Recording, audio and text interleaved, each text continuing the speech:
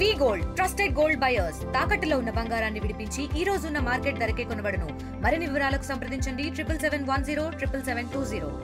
తహసీల్దార్ office ముందు చేసినటువంటి ఆందోళనలో రైతాంగం అందరూ కూడా స్వచ్ఛందంగా కదిలొచ్చి ఇవాళ సంఘీభావం తెలిపారు.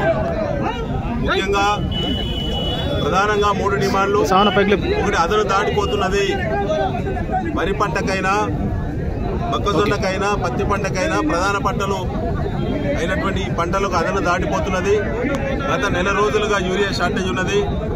ఎన్నిసార్లు తిరిగినా యూరియా బస్సు దొరకలేదు.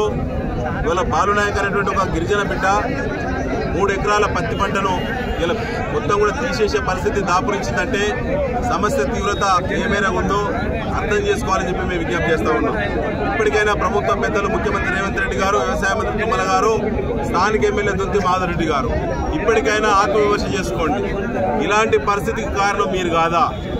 మీ యొక్క నిర్లక్ష్యం వల్ల, దున్నపోతు మీద వర్షం పడ్డట్టు మీ ఆలోచనల యొక్క విధానం వల్ల ఇలా సామాన్య రైతులు, కడుమీద రైతులు ఇలా రోడ్ల మీదకి వచ్చే దుస్థితి వచ్చింది.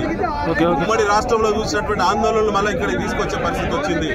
ఇవాళ రైతులు ఎక్కడ ఏ సెంటర్ పోయినా, డిస్ట్రిబ్యూషన్ సెంటర్ పోయినా ఇన్ని రోజులు నిలబడ్డా ఒక బస్తా దొరికే పరిస్థితి లేదు. ఇవాళ మీ ఇక్కడ ఆందోళన అని చెప్పంటే ఇవాళ పొద్దున్న ఒక లారీ పంపించిల్లు. జిల్లాలో ఎక్కడ లేకుండా ఒక లారీని మాత్రం చెన్నారావుపేట హెడ్ క్వార్టర్ పంపించిల్లు. ఇలా 10% రైతులు కూడా సరిపోలేదు. 10-15 రోజులుగా ఈ జిల్లాలో యూరియా డిస్ట్రిబ్యూషన్ ఆగిపోయింది. ముఖ్యంగా రాష్ట్రంలో ఆగిపోయింది. ముఖ్యమంత్రి గారితో పాటు తుమ్మల నాగేశ్వరరావు గారు మాట్లాడుతున్నారు. ఈ నెల చివరన 2-3 రోజుల్లో రాబోతున్నది యూరియా 21,000 మెట్రిక్ టన్నులు వస్తుందని చెప్పి శుభవార్త చెప్పినట్టు చెప్తా ఉన్నారు. అయ్యా 3 లక్షల మెట్రిక్ టన్నుల యూరియా షార్టేజ్ అని చెప్పి మీరు ప్రభుత్వ ప్రకటన చేసిండ్రు. 3 లక్షల టన్నుల యూరియా షార్టేజ్ ఉంటే రోజుకు 11,000 మెట్రిక్ టన్నుల ఉపయోగం ఉంటుంది రాష్ట్రంలో.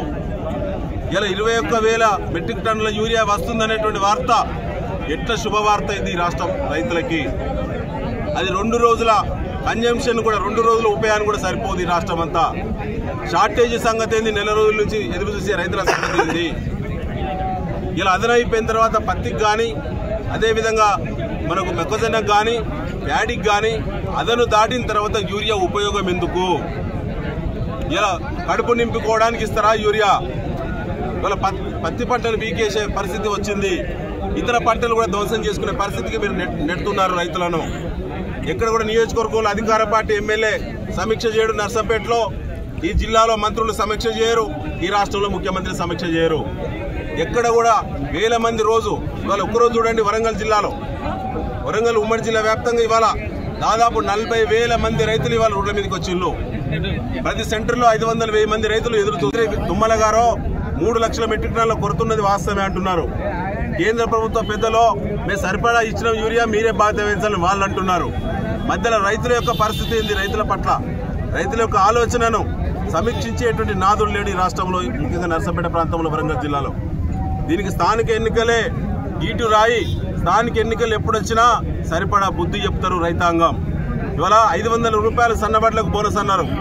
ముందు అన్ని పంటలకు అన్నారు. గద్దెనెక్కిన తర్వాత వడ్లకే అన్నారు. జీవో ఇచ్చే వరకు దొడ్డు వడ్లను తీసేసి సన్న వడ్లే అన్నారు. ఇలా సన్న వడ్లు కూడా కాంటా పెట్టుకుని 3 నెలలు అవుతుంది. సివిల్ సప్లైస్ డిపార్ట్మెంట్ వడ్లు ఎత్తుకొని పత్తా లేకుండా పారిపోయారు పెద్దలు. ఇవాళ 3 నెలల నుంచి వచ్చే 500 రూపాయల బోనస్ కూడా లేదు.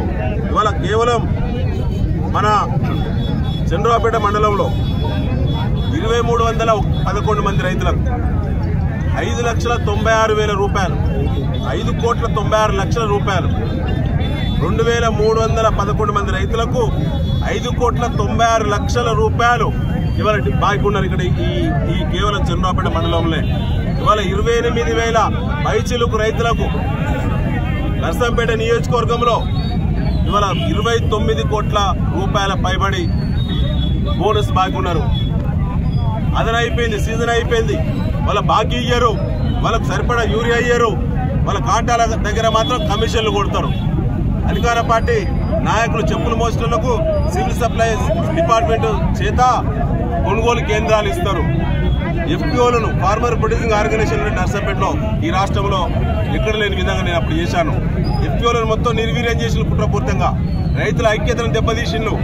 30,000 మంది రైతులు FPOల కిందికి వచ్చిన రైతులను దెబ్బతీసి వాళ్ళ ఐక్యతను దెబ్బతీసి వారికి ఉండే కొనుగోలు కేంద్రాలను కాంగ్రెస్ పార్టీ నాయకుల చేతులు పెడితే ఇలా బస్తకు 5 కిలోలు పింటాకు 10 కిలోల పైన కోత విధించి తిన్నారు కడుపు నిండా. ఇవన్నీ కూడా బదులు ఇచ్చేటువంటి సమయం దగ్గరకు వచ్చింది. ఇవాళ 3 డిమాండ్లు.